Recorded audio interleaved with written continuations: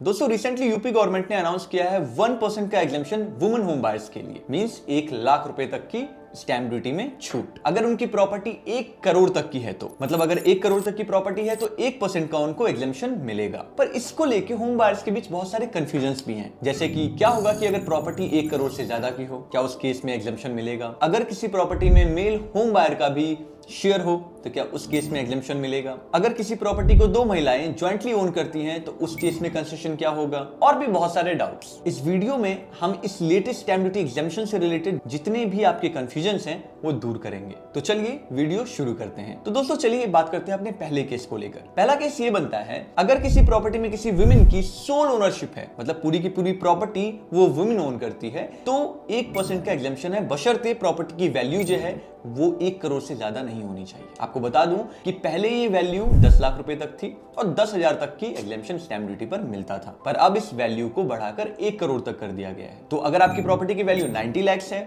तो 1% का exemption means 90,000 rupees का स्टैंप ड्यूटी में आप एग्जेम्पशन ले सकते हैं। चलिए इसको समझते हैं एक और एग्जांपल से।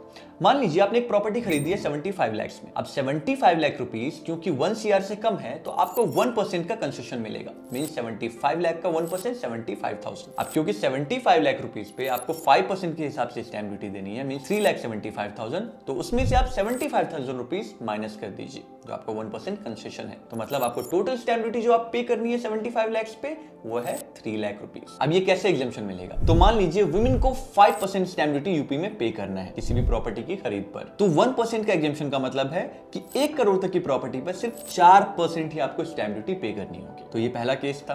पहला केस बहुत क्लियर है, 1% का एग्जेम्पशन 1 करोड़ तक की प्रॉपर्टी पर। अब जो सबसे मोस्ट कंफ्यूजिंग केस बन सकता है वो है एक वुमन और मैन जब एक प्रॉपर्टी को ज्वाइंटली ओन करेंगे, उस केस में स्टैंप ड्यूटी कंसेशन कैसे मिलेगा? तो इसका भी सिंपल है, आपको सबसे पहले प्रॉपर्टी की शेयर जो है वो डिफाइन करना होगा कि किसके पास कितना शेयर है। तो यहाँ पे एक एग्जांपल के साथ समझते हैं कि 2 करोड़ की प्रॉपर्टी है और मैन के पास 50% शेयर है और वुमन के पास भी 50% शेयर है, मींस 50-50% की शेयर होल्डिंग जो है वो डिफाइंड है प्रॉपर्टी के रजिस्ट्रेशन के वक्त। तो क्योंकि प्रॉपर्टी की वैल्यू 2 करोड़ है और वुमन के पास जो शेयर है वो 50% है, मींस 2 करोड़ का 50% 1 CR हुआ, तो वुमन को उसमें 1,00,000 रुपए का स्टैंप ड्यूटी कंसेशन मिलेगा, मींस अप टू 1%, क्योंकि प्रॉपर्टी की वैल्यू 1 CR तक है। अब इसमें एक और केस बन सकता है। तो मान लीजिए जो 2 करोड़ की प्रॉपर्टी है उसमें 70% ओनरशिप जो है वो वुमन की है, मतलब 1 करोड़ 40 लाख का उनका अमाउंट बनेगा जो उनकी ओनरशिप का टोटल वैल्यू है। तो ऐसा नहीं है वुमन को कंसेशन नहीं मिलेगा, उनको तब भी कंसेशन मिलेगा, बट सिर्फ 1 CR तक। तो मतलब 1 करोड़ 40 लाख की उनकी वैल्यू बनी उनके शेयर की, तो 1 करोड़ तक की जो उनकी वैल्यू है उस पर उनको 1% का रिबेट मिल जाएगा, मींस 1 लाख रुपीस। बाकी का जो 40 लाख है उनके शेयर का,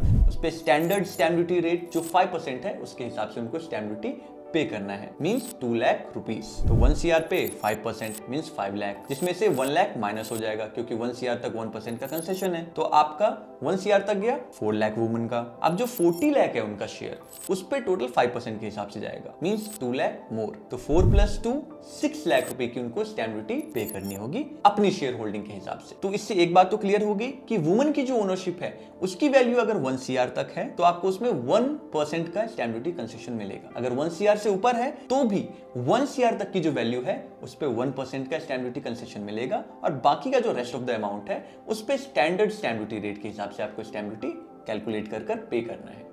अब आते हैं दूसरे सिनेरियो पर। क्या होगा कि अगर प्रॉपर्टी की वैल्यू 1 करोड़ से ज्यादा हो, फॉर एग्जाम्पल 1 करोड़ 50 लाख या 2 करोड़, तो इस केस में ऐसा नहीं है कि आपको स्टैंप ड्यूटी एग्जेम्पशन नहीं मिलेगा। स्टैंप ड्यूटी एग्जेम्पशन आपको इस केस में भी मिलेगा, पर सिर्फ 1 करोड़ तक। तो ये बिल्कुल टैक्स स्लैब की तरह है कि 1 करोड़ तक आपकी जो भी प्रॉपर्टी की वैल्यू होगी उस पे 1% का एग्जेम्पशन आपको मिल जाएगा, मींस 1,00,000 रुपए का। बाकी का जो बचा हुआ अमाउंट है, फॉर एग्जाम्पल अगर 1.5 करोड़ की प्रॉपर्टी है, 1 करोड़ तक आपको 1% का एग्जेम्पशन मिला, मींस 1,00,000 रुपए का। बाकी का जो 50 लाख है उस पे आपको standard stamp duty rate means 5% के हिसाब से पे करना होगा स्टैंप ड्यूटी। तो फॉर एग्जांपल आपका जो 1 करोड़ का बनता है उस पे आपको 1% की तो छूट मिल गई है, तो मतलब आपका स्टैंप ड्यूटी जो बना वो बना 4 लाख रुपए, क्योंकि 1 करोड़ पे आपको 5 लाख देने थे पर 1 लाख रुपए की छूट मिल गई, तो आपको 4 लाख रुपए 1 करोड़ तक पे करने पड़े। अब आता है बाकी का 50 लाख। तो बाकी के 50 लाख पर आपको 2.5 लाख रुपए की स्टैम्प ड्यूटी पे करनी है 5% के हिसाब से। तो आपका टोटल स्टैम्प ड्यूटी जो बना वो 4 प्लस 2.5 मीन 6.5 लैक्स,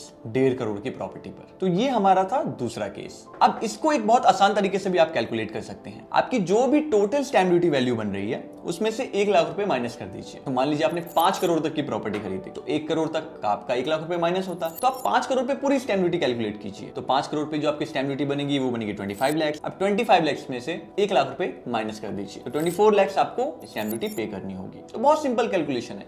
जितनी भी आपकी टोटल स्टैम्प ड्यूटी बन रही है 5% के हिसाब से, उसमें से 1 लाख रुपए माइनस कर दीजिए। पर ये जो मेथड है, याद रखिए कैलकुलेशन का जो तरीका मैंने आपको बताया वो 1 करोड़ से नीचे वाली प्रॉपर्टी पर मत कीजिएगा, क्योंकि वहां तो आपका एक्सेस अमाउंट है ही नहीं। तो वहां पे जो भी आपका 1% कंसेशन मिलता है उसको डायरेक्ट कैलकुलेट करके अपनी टोटल स्टैम्प ड्यूटी में से माइनस कर दीजिए। अब आता है हमारा थर्ड केस। अब थर्ड केस में क्या हो सकता है कि 2 महिलाएं एक प्रॉपर्टी को ज्वाइंटली ओन करती हैं और प्रॉपर्टी की वैल्यू मान लीजिए 2 करोड़ रुपए है। 1 करोड़ एक ने दिया, 1 करोड़ दूसरे ने दिया। तो इस केस में आपको जो टोटल स्टैम्प ड्यूटी एग्जम्पशन मिल रहा है 1% का 1 CR तक, उसको आप आधा आधा डिवाइड कर सकते हैं। तो आधा 50% जो है वो एक ले लेंगी, मीन्स 50,000 रुपीज, और जो दूसरा है वो एक ले लेंगे 50,000 रुपीज, मीन्स आधा आधा स्टैम्प ड्यूटी एग्जम्पशन दोनों को मिल जाएगा। तो अगर आप ऐसा नहीं करना चाहते तो कोई भी एक ओनर स्टैम्प ड्यूटी एग्जम्पशन ले सकता है। पर एक चीज मैं आपको बता दूं, जो भी स्टैम्प ड्यूटी एग्जम्पशन आप लेंगे, इन केस 2 लोग हैं प्रॉपर्टी में या 2 लोग प्रॉपर्टी ओन करते हैं, तो प्रॉपर्टी की ओनरशिप आपको डिफाइन करनी होगी रजिस्ट्रेशन के वक्त कि किसका कितना शेयर है इस प्रॉपर्टी में। इस बात को